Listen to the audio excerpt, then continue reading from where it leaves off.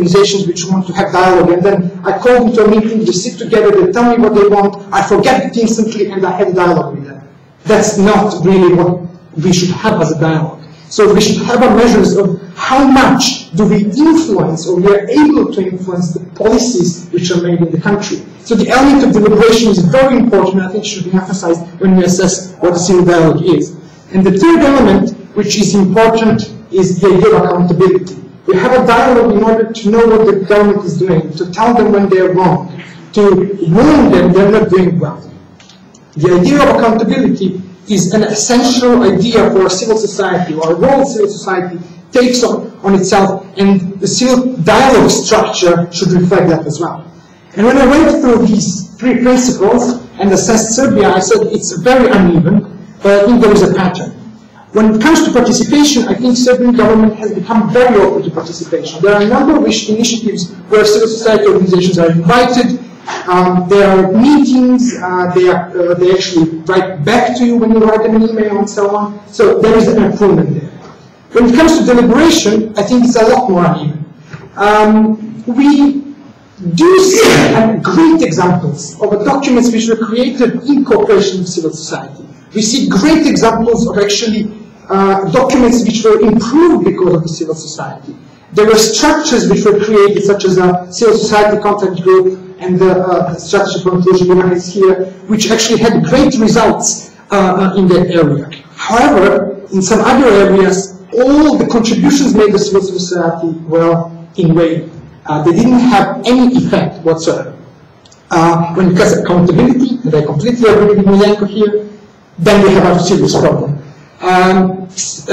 Whenever an organization is too ardent in pursuing what they believe is right, pursuing their own policies, their own agendas, the government is so much less likely to listen, to hear, to meet, to acknowledge, or anything like that. And that is something which is a serious problem, especially for organizations which decided to be watchdogs, which actually cannot then participate truly in all the structures which are initiated for them. They cannot truly participate in it because they're going to be, at best, ignored.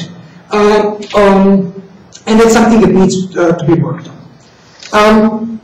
However, when we talk about the ideas, this is how we assess and why we actually engage in support of the civil dialogue or civil society in general. This is why we engage in it, and that is why we believe that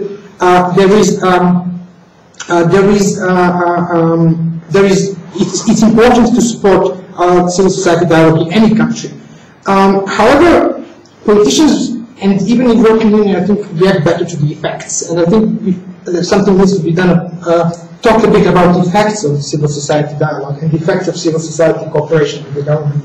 And I believe that is how we should actually engage with the government of proving to them that having a civil society dialogue is good for them on a political level, on a social level, and economic level. It's good to them on a political level because they will gain extra legitimacy for all their actions. They'll have support of organizations, and they're going to have, it's electorally lucrative. It's good for them. So we believe that's one of the effects. Concretely speaking, on the European integration issue, we saw the importance of the social consensus, political consensus on joining the European Union is one of the paramount issues in the process of the European integration. So that is why I believe it was the first incentive for the European Union to engage in building consensus building activities, promotion of building activities, and so on. On a social level, it is a thing of inclusion of all, gaining actually social cohesion in the country. You're improving the quality of the policies because you have expert-based organizations which are there, but also you're including a whole level of society into policy-making processes, which is definitely making them feel more included. The policies are better, they have an effect which is truly to the benefit of the politicians as well. And finally, an economic thing is, I will quote actually Jadranka on this, when I say that, for example, a number of things have a direct economic effect, even when you don't expect it. For example, the visa liberalization issue. It's not only an issue of people freely traveling around, but it's an issue of local businessmen meeting other local businessmen. which has an economic effect. When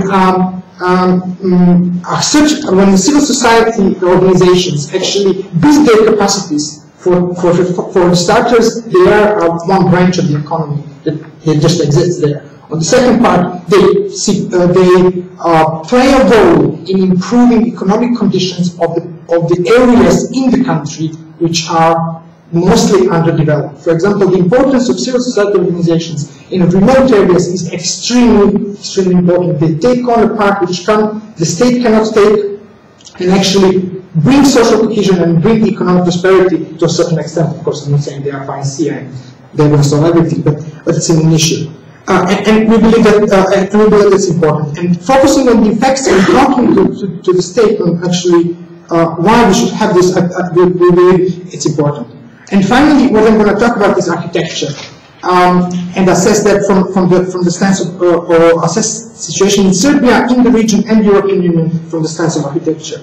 I believe, again, this is like a triad, three elements which I want to address. Maybe there are more, but triad sounds are good for now. I believe that there should be a general environment which is favorable for civil society dialogue. We believe that there should be an institutional setup which is favorable for civil society dialogue, and we believe that there should be an active support for the civil society dialogue. The general environment is basically what I've tried to hint this morning with the question is, if the institutional general state of the institution in the country is not good, well, the civil society dialogue as well is not going to be good. If we have a parliament which doesn't have time to assess the legislation, we are not going to have a civil society dialogue which is of a good quality as well. So we believe that, building institutions of a state, building policy cycle, for example, regulations. How do you actually accept? How do you discuss certain policy? We have a situation where, for example, a law is adopted, and then it's changed within 4 months' time. So it wasn't the parliamentary procedure. 4 months passed. It didn't start its implementation. It's changed. What has been wrong? There was no political consensus. Well, deal with it. Make a political consensus before you actually pass the law. There was no. It couldn't be implemented. Where was the financial projection? Where was the impact analysis? Why didn't you do that first? So basically, all this environment needs to be structured as well in order for civil society dialogue to have impact, which I've discussed when talking about ideas. So that needs to be taken care of. Then we come to institutions. Then we come to the offices. We come to the state funds for civil society. We come to the institutions of regular consulting and so on. And they should be actually obviously in place. But I believe that overstructuring could actually hurt the civil society research. The civil society is intrinsically multi-voiced. It is